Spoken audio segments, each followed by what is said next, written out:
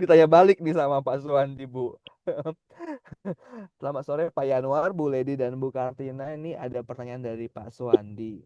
Jadi, jika yang mengalami ketidakpuasan adalah sekelompok penghuni, sebutlah penghuni dalam satu perumahan. Oh, satu klaster nih Bu ceritanya gitu ya.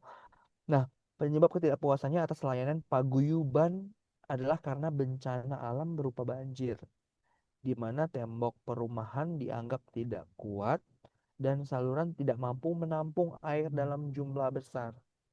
Meskipun sudah diberikan penjelasan bahwa ini kejadian di luar kendali. Oh, di luar kendali ya. Karena sebagian besar lokasi pun kebanjiran. Bagaimana menangani dalam konteks CX? Oke, Pak Suwandi sedang tidak dapat menggunakan mikrofon nih. Bu Kartina, Bu Ledi dan Pak Yanuar.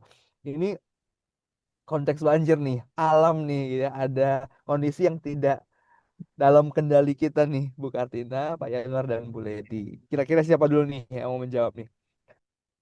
Mungkin kalau saya hanya menambahkannya adalah kalau dalam berbagai kondisi apapun gitu ya, kalau saya lebih mengarah ke kondisi ini adalah kondisi bencana gitu ya, disaster gitu ya kalau kita masukkan kategorinya.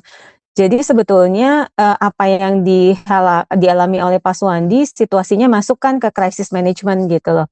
Jadi di sini kalau kita kesampingkan dulu konteks CX-nya, maka dari awal kita harus punya konteks crisis management yang benar dulu gitu. Jadi di sini dalam konteks krisis makanya yang perlu dilakukan adalah um, balik lagi tidak semua orang CX juga adalah good communicator juga gitu ya, tapi salah satu landasan yang paling penting dalam kondisi krisis adalah pentingnya satu komunikasi secara terus-menerus. Jadi kalau tadi sudah disimpulkan oleh Frans dan Dianu sebagai bahwa harus ada gitu ya bukti nyata apa sih yang sebetulnya dilakukan gitu ya.